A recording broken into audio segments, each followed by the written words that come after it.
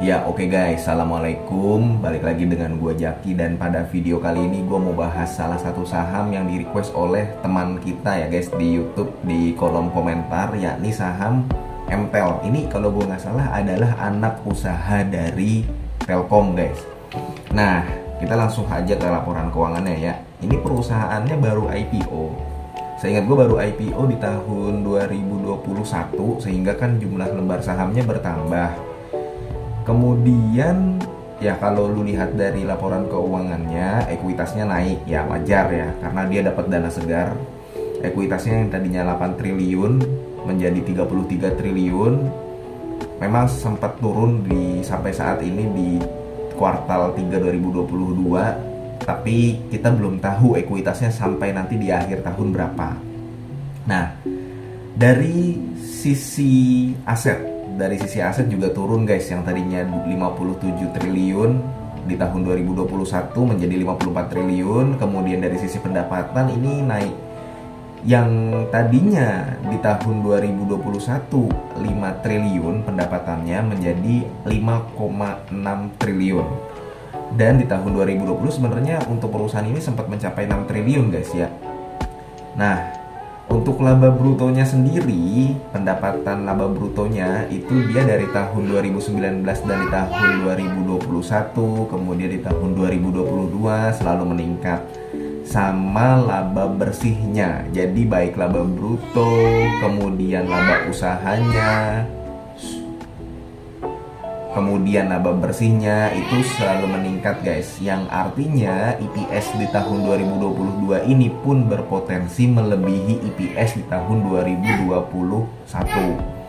Nah, sekarang menurut kita MTEL kan permasalahannya ini dari laporan keuangannya nggak ada masalah ya. Dia juga anaknya Telkom, yang otomatis kalau menurut gua anaknya Telkom dia berpotensi untuk rutin dan terus membagikan dividen, karena ya dividennya juga untuk Telkom itu sendiri. Itu kalau menurut gua. Nah, sekarang kita lihat dari laporan keuangannya nggak ada masalah. Bagaimana dengan valuasinya? Valuasinya sebenarnya ini di atas 1 ya guys ya untuk PBV-nya. PBV-nya di atas 1, kemudian PER-nya juga di atas 20. Ya untuk ukuran sebuah saham itu cukup ya nggak bisa dikatakan murah ya guys ya. Tapi kan kita melihat juga bahwa MTEL, tadi gue sempat baca-baca laporan keuangan dari TOWR sama Tebik. Jadi MTEL ini kan saingannya si TOWR sama Tebik ya guys. Nah, kalau gue lihat valuasi dari TOWR sama Tebik, justru gue lebih tertarik si MTEL ini. Jadi begini guys, si MTEL ini dia kan pendapatannya itu kalau lu lihat di laporan keuangannya, dia ada penyewaan menara dan konsumennya ini adalah PT Telekomunikasi Seluler, kemudian ada XL, kemudian ada Indosat guys. Jadi pelanggan dari si MTEL ini dari PT Telkom aja udah 3 triliun sendiri, dari Indosat udah 1 triliun, dari XL udah 500 miliar. XL kecil juga ya. Nah, pendapatannya kan, jadi perusahaan ini MTEL dia memiliki pendapatan dari konsumen perusahaan lain. Yang perusahaan lain itu konsumennya juga perusahaan gede. Jadi udah hampir bisa dipastikan si MTEL ini pendapatannya gede dan bisa terus bertumbuh. Tinggal bagaimana si MTEL ini mengatur neracanya aja, mengatur beban pengeluaran dan sebagainya. Pelanggannya udah ada gitu. Nah, pelanggannya pun ya lu kenal semua, dan ini TBK semua. Ada PT Telkom, ada Indosat sama PT XL. Iya. Nah, kan ada 3 tuh guys. Sekarang kita ke valuasinya. Kalau kita lihat dari valuasinya antara si MTEL, Tebik sama si TOWR kan, kalau TOWR punya Jarum ya guys ya, punya Jarum. Nah, terus terang gue lebih tertarik dari 3 tersebut. Gue lebih ke arah MTEL, walaupun gue belum punya 3-tiganya ya guys ya, tapi MTEL lebih menarik. Kenapa? Pertama dari PBV-nya. TOWR sama Tebik itu PBV-nya sudah di atas 4 PBV-nya ya. Kemudian yang kedua, dari EPS-nya. Harga TOWR sama Tebik sudah di atas 1000, tapi EPS-nya ya nggak jauh berbeda dengan si MTEL ini, sedangkan MTEL harga sahamnya masih 700-an. Begitu guys.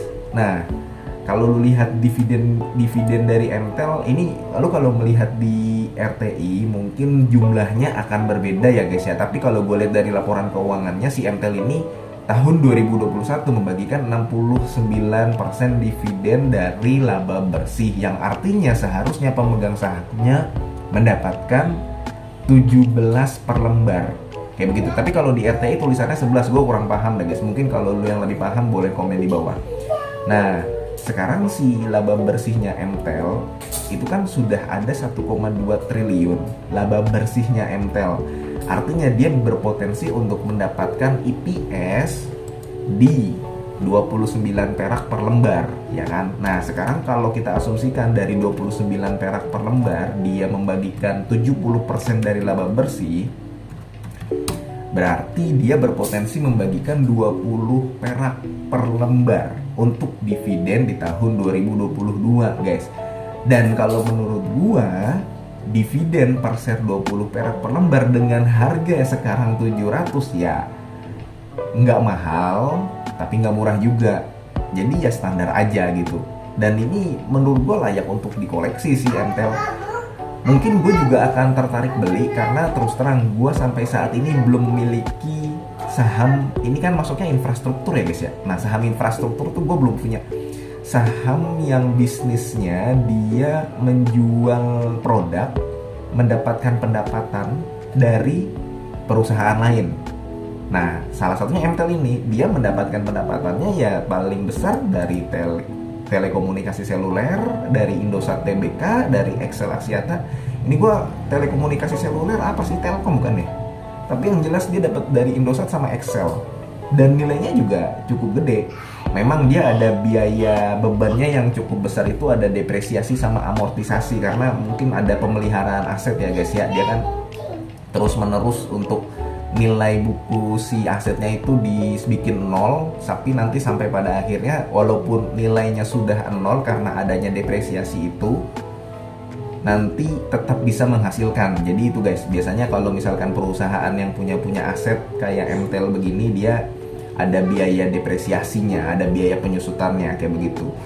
Tapi kalau lu lihat dari laporan keuangan yang gak ada masalah, dari valuasinya dibanding dengan Tebik dengan TOWR, ya gua mungkin akan lebih memilih MTEL, karena dari valuasinya pertama ini lebih murah.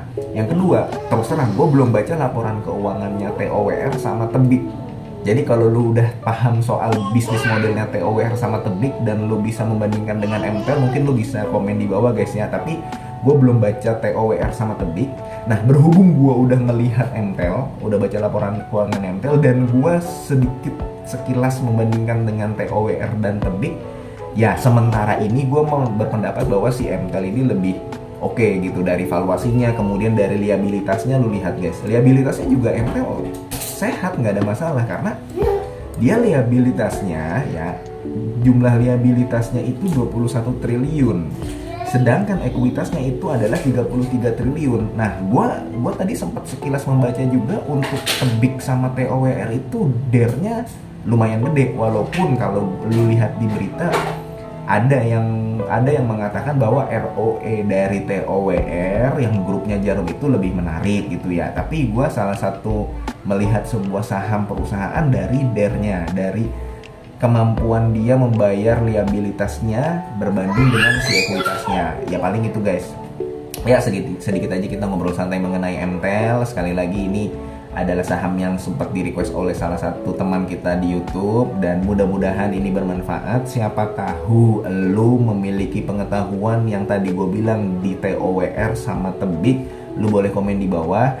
Tapi sejauh ini karena ya laporan yang gue baca, laporan keuangan yang baru gue baca adalah MTEL, gue baru bisa menyimpulkan sementara ini MTEL masih lebih baik daripada TOWR sama Tebik. Begitu guys ya.